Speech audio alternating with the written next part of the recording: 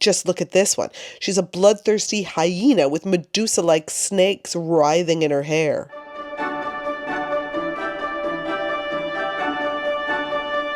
I'm Jessica, the Museum Guide, and today I'm exploring Marie Antoinette's final days and her fashion. In this video, we're going to be touring the Conciergerie in Paris, where Marie Antoinette spent her final tragic months of life. We're also going to spend time having a look at the Marie Antoinette fashion exhibition at the Victoria and Albert Museum. And this one's been sold out for months, so it's highly anticipated. The curator of this exhibit, Dr. Sarah Grant, calls Marie Antoinette the most fashionable, scrutinized, and controversial queen in history. This show isn't just about her fashion, but also about the myths associated with her life, reputation, and death. And that's why it's such a perfect pairing for the Conciergerie, where she spent her final months. I mean, really, there's just something about these tragic queens. I get a lot of questions and clicks when I talk about the Tudors and, of course, Anne Boleyn, but Marie Antoinette is another one of those figures. People just can't get enough of this iconic and tragic woman who died hundreds of years ago at the hands of her government during a revolution. I mean, just look at how busy this exhibition at the V&A was. It is fully sold out before it ends at the end of March. Now, just a note, there are many other places that we could visit on today's tour to talk about Marie Antoinette's life and death. Of course, Versailles and Saint-Denis Basilica in the north of Paris, but I plan to visit those places with you in the future. If you're new to my channel, welcome. I'm delighted to have you here, and I hope that you enjoy this video and decide to like, comment, and of course, subscribe. If you're a regular viewer and you'd like even more videos, well, you're in luck. Head over to Patreon. I've just put the link above and it's below. There, you'll get at least one extra video tour every month, as well as invites to my annual in-person tours. Now let's start with a brief biography of this legendary woman. Her full name at birth was Maria Antonia Josepha Johanna of Habsburg-Lorraine, and she was an Austrian princess who was betrothed to the French Dauphin, the young man who would soon become King Louis XVI of France. She was born in Vienna on the 2nd of November 1755. She was the daughter of the Holy Roman Emperor Francis I and the Habsburg Empress Maria Theresa. I mean, she was a really big deal. But after more than 3 centuries of animosity, France and Austria became uneasy allies, and there's no better way to consolidate amity than with a diplomatic marriage. And so Louis XV and Empress Maria Theresa decided to marry their respective children to each other. The decision was made when they were just wee toddlers, but the wedding itself occurred 12 years later, when the Duc de Berry, Dauphin of France, aged 15, married Marie Antoinette, Archduchess of Austria, aged 14. This happened on the 16th and 17th of May, 1779, in Versailles. Here at the Victoria and Albert, we can see one of their wedding reception invitations to this bal Palais. That means grand ball. And these fans, they're beautiful, that commemorate the occasion. Here we can also see a wedding dress that is very similar to the one that Marie Antoinette wore. Wow, just look at this corset top. She was so tiny. Now, attempts were immediately made to Frenchify the future queen. Her German name, Maria Antonia, was changed to the Gallic Marie Antoinette. On the night she arrived to the French border, she was made to symbolically shed her Austrian clothing in favor for French garments, and she even had to say goodbye to her Austrian staff, some of whom she was very close with, and some accounts even state that she was forced to part with her little pug Mops in favor of a new French dog. She was really just a child, too. It's very sad. The French public, though, rather than being dazzled by the glamorous wedding and the pretty, personable young Dauphin, was pretty meh about the whole thing. They hadn't forgotten their rivalry with the Austrians. There was an initial blip of excitement about her, but that soon cooled dramatically, and we'll see evidence of that throughout our tour today. When the aged King Louis XV died on the 10th of May 1774, Marie Antoinette became queen. Remember, she was not yet 20. Despite their misgivings about the foreign queen consort, the public were excited about the new era that she and Louis XVI promised. As for Louis XVI and his feelings about his young wife, there are conflicting reports. Some say that he was utterly besotted with her and indulged her interest and desire, but others say that he was disinterested, or maybe even that he swung between both, hot and cold. At the V&A exhibit, here is a letter that she wrote to Count Rosenberg when she was just 19. It talks of her incompatibility with the then prince. Apparently, Rosenberg, who was a family friend, shared this letter with her mother, and her mum was incensed by her daughter's lack of discretion. I mean, we're reading about it now in 2026. Marie loved entertainment and staging shows, and she loved throwing elaborate court balls, playing the harp. You can see her actual harp here, and one of her pianos, and she loved singing. And she also liked to gamble on billiards games. Everything in her life was decadent. Just look at her daily porcelain service made by the legendary Sèvres porcelain. And just look at some of these dresses. These are on display at the V&A show. Now, most of these did not belong to Marie Antoinette. They're just what was in style at the time. But they are all from the right time period. Delighted to tell you that today's video is sponsored by Kluk. And I actually booked this tour of the Conciergerie, and it included Sainte-Chapelle next door through Kluk. This was the listing, and this tour absolutely blew me away. The tour guide was fantastic. She gave the kind of tour that I like to give. Personal, knowledgeable, and most importantly, incredibly interesting. Kluk lets you book your experiences abroad without worrying about language barriers, currency issues, or payment problems. And yes, I got to skip the massive queue outside. They offer thousands of activities, hotels, and excursions all over the world, and most bookings are confirmed instantly and have free cancellation. All of my bookings are stored in one place, super easy to keep track of and make any changes if I need to. But honestly, it's just such a relief to be able to scroll through vetted, high-quality tours in other cities at really great prices. Download Kluk today and give it a try on your next trip. Use my code, The Museum Guide, for an extra 10% off on your next booking. I really recommend this Conciergerie tour. Honestly, it was fantastic. Now, 8 years, they would have seemed like very long years to the public, went by without a royal heir. Some say that Louis XVI was medically unable to consummate the marriage, perhaps due to phimosis, but she did eventually give birth to their first child, Marie-Thérèse, who was soon followed by a Dauphin, Louis-Joseph Xavier François, born in 1781, and then Louis-Charles. Now, Louis-Charles would go on to become the Dauphin after the death of his older brother in 1789. More on that in a few minutes.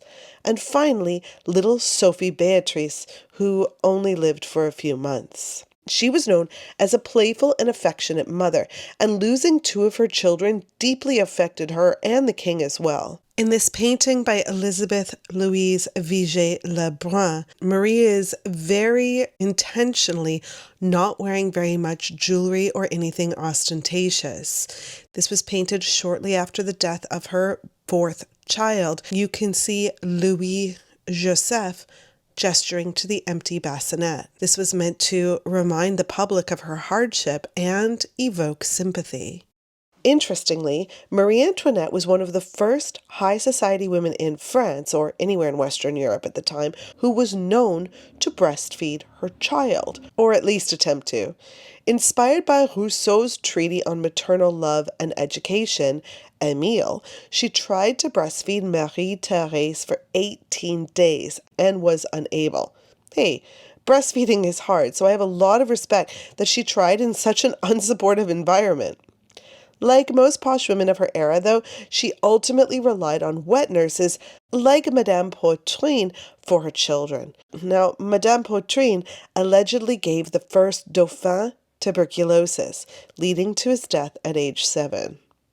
Interestingly, here at the V&A, there is this breast bowl, supposedly modeled after Marie Antoinette's own breast. Here's a photo of how it would sit in this stand.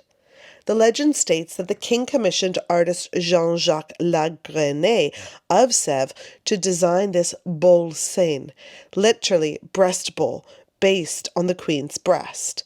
This is likely a myth, but it's a lovely cup indeed. Here she is at Trianon Palace in this massive portrait. Now, this is such a funny story. This is a copy of a portrait that was painted by a Swedish painter called Adolf Ulrich Wertmüller. It's called Queen Marie Antoinette of France with two of her children walking in the park of Trianon. And by all accounts, Wertmüller was incredibly serious, almost po-faced, about his commissions. And he collaborated with Marie Antoinette's hairdresser to ensure that the poof hairstyle was perfect. He had the actual clothes of her children sent to his studio and got child-sized mannequins to pose in them so that every detail was correct. There was only one problem. When the queen saw the painting, she supposedly said, "Is that really supposed to be me?" And she tried to have this painting withdrawn from the 1785 Paris Salon. A few years later, she also had him paint her in this riding costume in 1788. I have no idea why, if she didn't like the result the first time. I also think this is a very unflattering portrait. The portrait painter she preferred for the rest of her life was Elisabeth Louise Vigée Brun. She painted so many of the portraits in this video, and I also talk about her extensively in a lot of my different art history videos. But even throughout her transition into what should have been a more serious maternal role in the country, she was a lavish spender. However, her reputation for spending was far more exaggerated than the actual reality. She was vilified as an empty-headed libertine and a reckless spendthrift, and the public was led to believe that it was her over-the-top lifestyle that was the cause for their financial woes, that the country was bankrupted due to her desires, such as these stunning dresses. I mean, here's a book of sample fabrics that belonged to her, showing her choices of material for new clothing. This here is a lace ribbon collarette that belonged to her, as well as some of her actual shoes.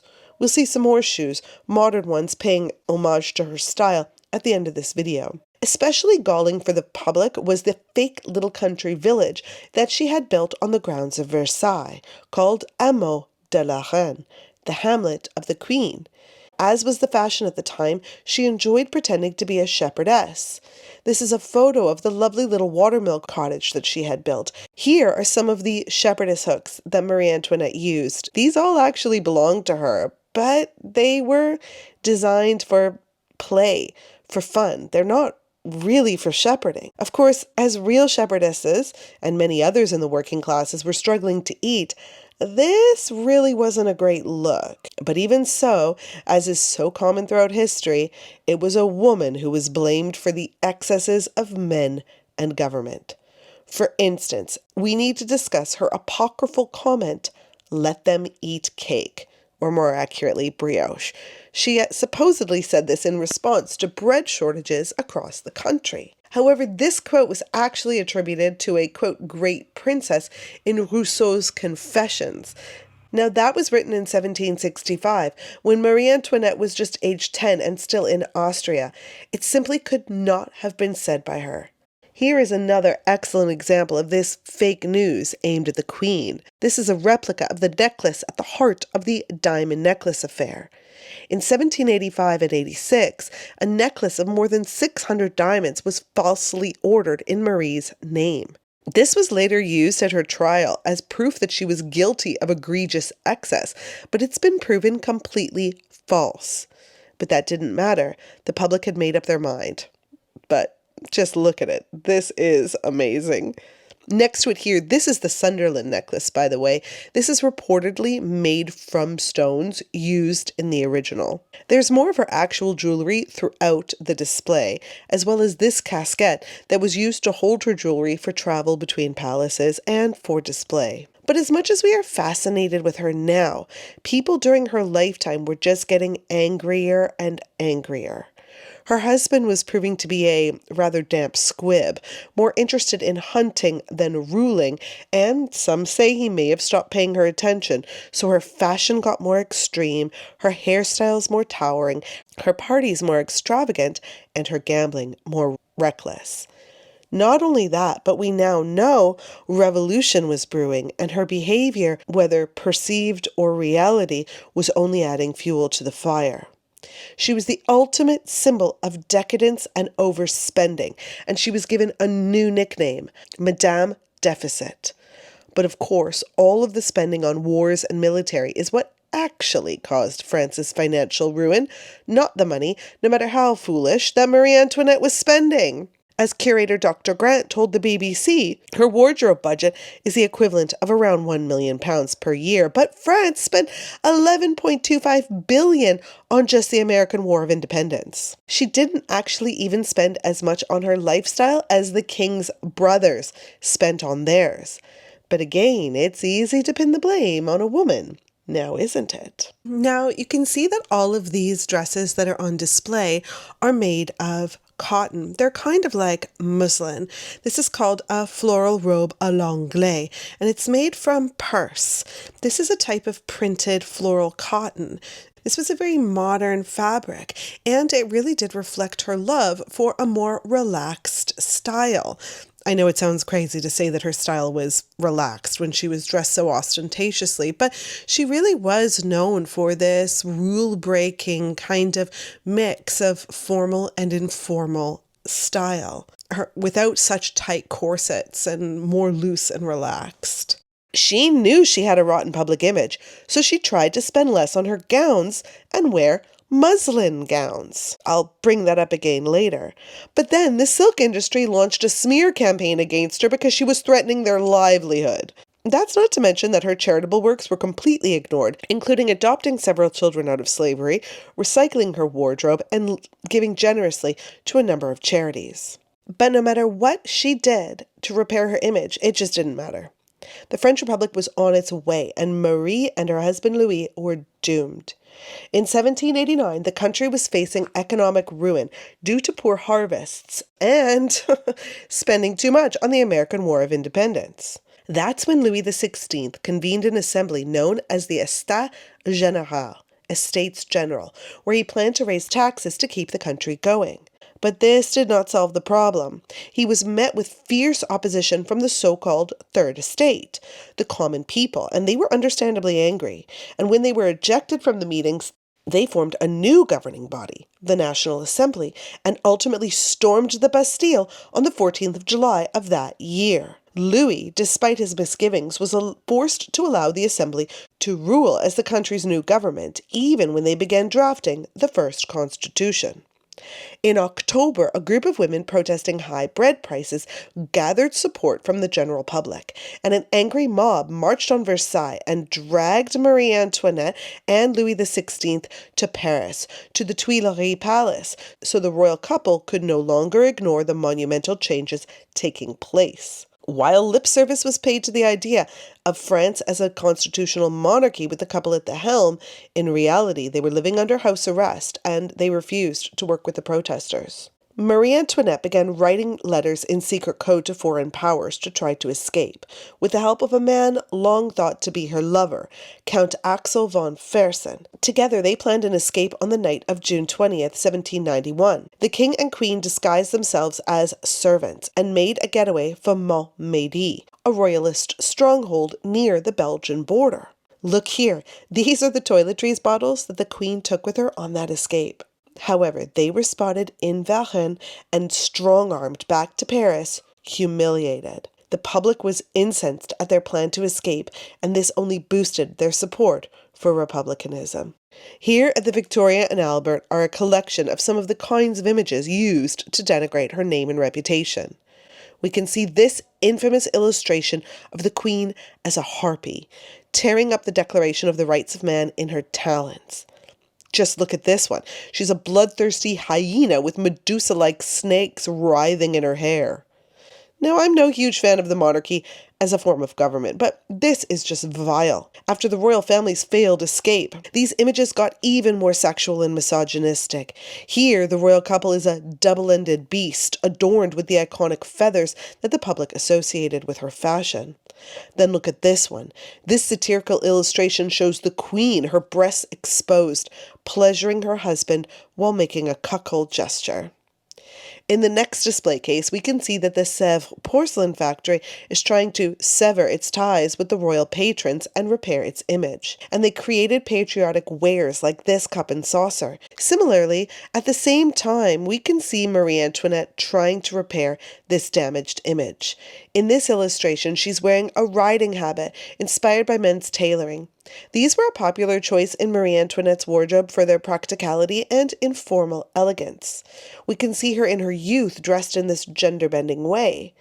However, during the Revolution, dressing like this was thought to represent the Republican values of moderation. Even though she had been doing this for decades, she made sure to be seen wearing patriotic dress for the Fête de la Fédération in 1790, commemorating the Revolution. Remember, this was still when the monarchy and the revolutionaries were in kind of an uneasy partnership. In April 1792, the government then declared war on Austria, who they were worried would invade and try to restore an absolute monarchy. The king and queen, on house arrest at the Tuileries, were abducted by revolutionaries and thrown into the Temple prison. Remember, everyone knew that Marie was Austrian, and she was regarded as an enemy even more than usual. By September of that year, the revolutionaries decided to abolish the monarchy altogether. Now, what to do with the royal family? Well, horrible things. There's a reason that the time period is called the Reign of Terror. You can see this much-needed timeline here at the Conciergerie. This is a very complicated and fast-moving time in history, and I apologize if I've oversimplified anything, especially to my French viewers. Louis was then taken away from Marie and their children, and he was made to take on the commoner name Louis Capet. He was charged with treason, found guilty, and soon executed at the Place de la Révolution. By the way, that's now Place de la Concorde, on 21st January 1793. Marie was beside herself, for obvious reasons. She hoped to at least be allowed to remain at the temple with Marie Thérèse and Louis Charles, but she was separated from them and brought here to the Conciergerie. She was called the Widow Capet, the shame of humanity and of her sex. And it's here that she lived out the final 76 days in a small, damp cell in the corner.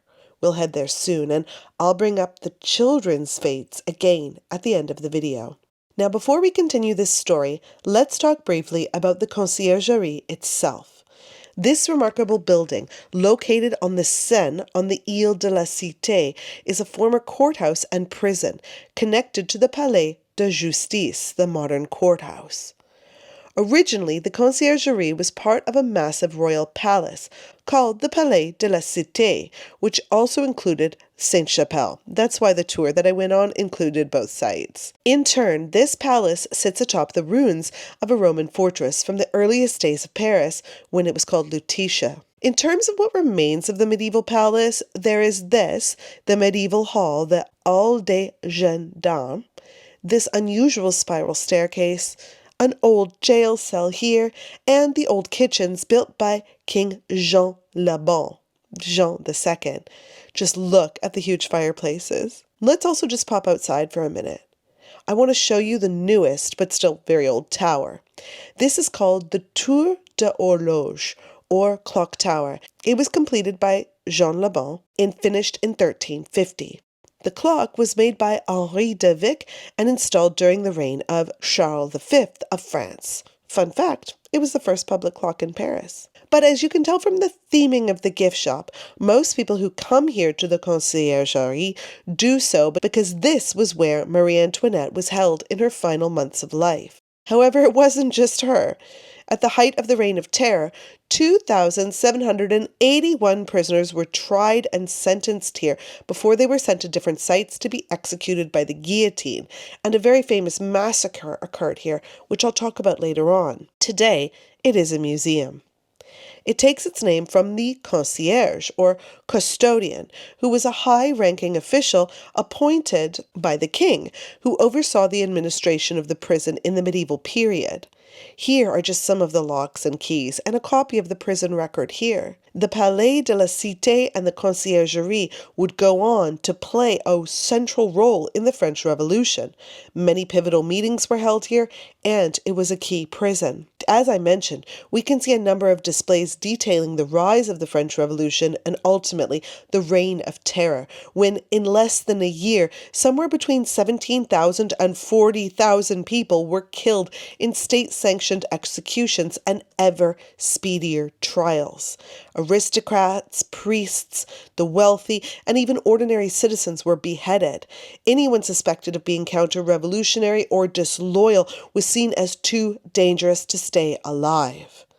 Here we can see a bust of Maximilien Robespierre. He was the driving force behind the Reign of Terror, and he flew too close to the sun. People became so afraid of his Jacobin ideologies, that is, his call for ever swifter executions, and the public became worried that his style of revolution was too extreme. He himself lost his own head. He tried and failed to commit suicide, and then he too was held here at the Conciergerie, ironically in the same cell as Marie Antoinette had been held. So too was Antoine Fouquier-Tinville, his chief prosecutor. He was executed on May 7th, 1795, for his role in orchestrating arbitrary mass executions and show trials. Just remember, it's very easy to get caught up in persecutions when you feel like you're on the winning side, but justice always follows.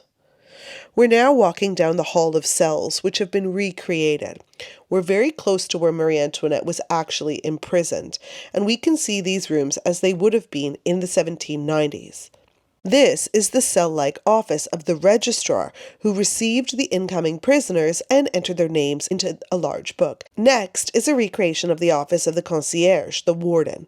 In the early revolutionary period, the commanders of the prison continued the conciergerie's tradition of assigning privileges to prisoners based on their wealth. It's not very revolutionary, is it? Wealthier prisoners could purchase better living conditions, though this was eventually ended. Of course, for most prisoners, they lived in cramped cells infested with rats and covered in human waste. Let's pop back over to the Vigée for a moment. This was one of Marie Antoinette's perfume burners. She was accustomed to everything being perfumed and beautiful and delightful. Being here at the Conciergerie would have been yet another huge reality check for her. Finally, the third recreated room here is the grooming room. It's here that prisoners were brought on the day of their execution. They were undressed and they were made to put on a special collarless tunic, and their hair was cut. This was meant to make it easier for the guillotine to do its job. Remember this one for later when we talk about Marie Antoinette having her hair shorn on the day of her execution. At the end of this hall, we enter a small chapel. In 1815, Marie Antoinette's original cell was converted into an expiatory chapel. That means a place to atone for a sin or a crime. We're going to come back to a different one a bit later on. The walls here are painted in fake black marble with silver tears, and these three classical French academic paintings were added to reinforce the image of Marie Antoinette that the monarchy wished to propagate as a wronged queen and Christian martyr. Remember, the French monarchy was restored for a decade and a half in 1815, and so this was very much about presenting Marie Antoinette as a martyr of the revolution. This was her chair. It's placed here to remind us of her loss of luxury and status in life. And we can also note the stained glass window with Marie Antoinette initials. On the left of the chapel, look here. This is a small altar onto which her monogram, topped with a crown of thorns, is carved. The restored Bourbon monarchy was literally comparing her to Jesus Christ. Here is her recreated cell, though remember, this is not in the original site, as that is now the expiatory chapel. We can see that she lived upon a damp stone floor with just a few small chairs to sit on, a simple bed, and a screen that separated her from her 24-hour guard. Just outside here, this is the woman's courtyard, exactly as it was during Marie Antoinette's time here at the Conciergerie. In 1792, before she got here, a mob of the sans culottes, quite literally the without breeches faction, the radical militant working class partisans. You can see the man on the left is wearing long trousers. He's one of the radicals, while the man on the right is wearing short, posh breeches. They broke into the Conciergerie and they executed a large group here in this courtyard. 377 male prisoners were killed that day and one woman. Most of the women were let go. Her name was Marie Gredelet. To give you an idea of the mob's frenzied violence and torture, Gredelet was apprehended by the mob, tied to a pole, had her feet nailed to the ground, and then was stabbed all over her body with long knives. Then the straw beneath her feet was lit on fire, and that's how she was killed. Some also say that her breasts were cut off first. These info boards tell us about some of the other famous women who were held here after the revolution, most notably Charlotte Corday. She famously assassinated revolutionary Jacobin leader Jean-Paul Marat on the 13th July 1793. Marat was a key leader of the extremist Jacobins, along with Robespierre. Remember, people thought that they were too radical. Corday was instead a sympathizer of the Girondins, a moderate faction of French revolutionaries, and so she took matters into her own hands, literally, and stabbed Marat through the chest with a 5-inch kitchen knife while he was in his bathtub. We can see this iconic painting by Jacques-Louis David. Now, the original is in Brussels. This is a high-quality copy in the Louvre, but it will be in my upcoming video of grim, grisly, and macabre things in the Louvre. Look here at the fountain. This was the only place that the women imprisoned at the Conciergerie could wash their garments. In October of 1793, Marie Antoinette was brought before a tribunal and charges were formally laid against her. She was, predictably, charged with conspiring with the enemy, funding them, and providing them with intelligence. Disgustingly, she was also charged with engaging in incest with young Louis Charles, and he was forced to sign a document corroborating this. This is just so horrible, and it really reminds me of the charges leveled against Anne Boleyn when she was charged with having an affair with her brother. Monstrous, incestuous sexual acts pinned on royal women who were on the wrong side of history. Not uncommon. Now, Marie Antoinette, of course, vehemently denied these crimes. She was allowed 2 court-appointed lawyers, but they were only given a few hours to prepare their case. After 2 days of intense questioning, she was found guilty, of course. On the morning of October 16th, 1793, her hair was cut short. Now, this was ostensibly to ensure a clean strike by the guillotine, but it was also deeply humiliating for a woman of her social stature to be seen in public without a wig or even her hair. I mean, look at this earlier bust of her with her beautiful hairdo. After having her head shaved, she left the Conciergerie and she was transported to the Place de la Révolution in an open cart, and the crowd jeered and mocked her. By all accounts, she looked decades older than her 37 years. But as we talk about her final days and what she was wearing during her execution, let's go back in time for a moment, back to the V&A. Now, a decade earlier, Elisabeth Vigée Le Brun had painted this controversial painting and displayed it at the 1783 Salon. It was considered so incredibly controversial because the Queen is wearing this lightweight muslin chemise, which was considered too informal and too much like a nightie, though it was common fashion at the time. The portrait was removed within days and replaced with this one, a more respectable blue dress. So I find it so incredibly poignant that the Queen would eventually be executed wearing such a similar chemise, this simple white muslin garment. Her last words are rumored to be a quietly mumbled apology when she stepped on the toes of her executioner. Now here are some photos of the wax that was supposedly cast of her head moments after the guillotine. I don't find it hard at all to believe that a wax was cast. After all, I talk extensively about the history of Madame Tussaud in my video about death masks. Madame Tussaud is said to have cast the freshly decapitated heads of not only Marie Antoinette, but also Louis XVI, Madame du Barry, Marat, Robespierre, Fouquier-Tinville, and displayed them in London in 1802. She was known to do her work cradling the head just moments after the blade fell. Speaking of Madame Tussaud, this was a guillotine blade on display at her museum in the Chamber of Horrors. It's highly unlikely that this is the same blade that decapitated the Queen, but you never know. Now, back to the Conciergerie.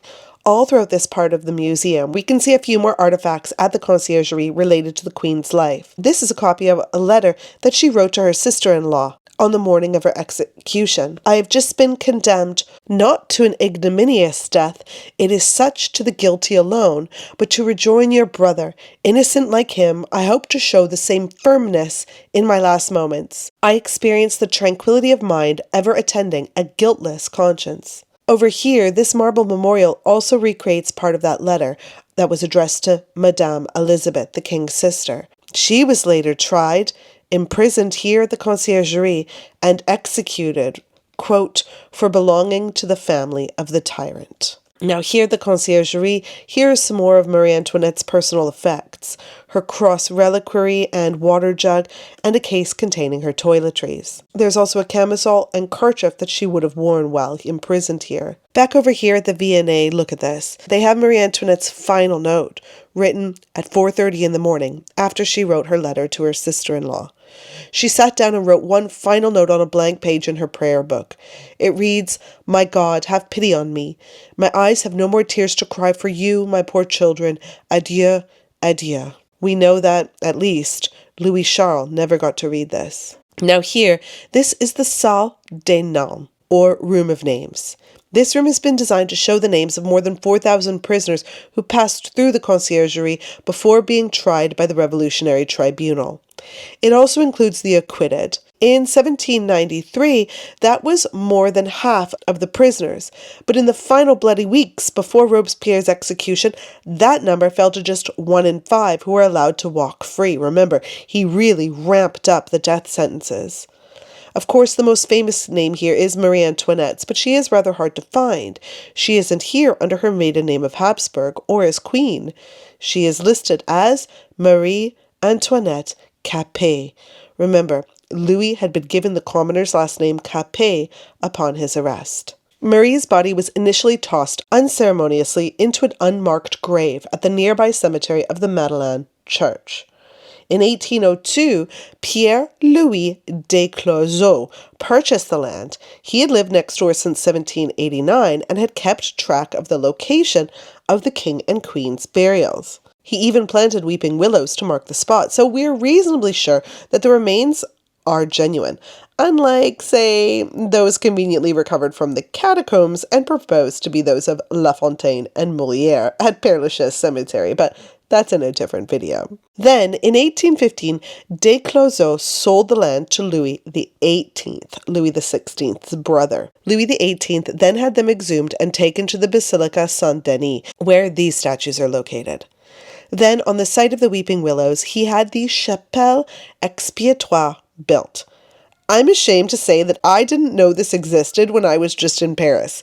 I've been to Paris 16 times, but I only just learned of it when writing this video. It contains these statues and it's very impressive in photos. Now, I have been planning a Saint-Denis Basilica video forever, so I will also visit the Chapelle Expiatoire in that video. How did I miss this? Now, let's talk about Marie Antoinette's 2 surviving children. Tragedy befell the young Dauphin after he was torn away from his mother. She tried to protect him, but she was forced to give him up under the threat of death to them all. And Louis Charles was then sequestered into a damp, dark room with a bed of straw and no toilet. He grew thin, pale, and ill, and he stopped eating. He lived in that room in extreme neglect and in darkness, not even seeing the hands of the guards, for 6 months, in desperate pain and suffering. He couldn't even sleep in his bed. It was too painful, and his body too swollen. Despite a series of new caretakers and small attempts to improve his quality of life, he pined for his mother, he was never told of her death, and his sister, and he wasted away, riddled with tumors, and died on the 8th of June, 1895, of what was said to be tuberculosis and scrofula.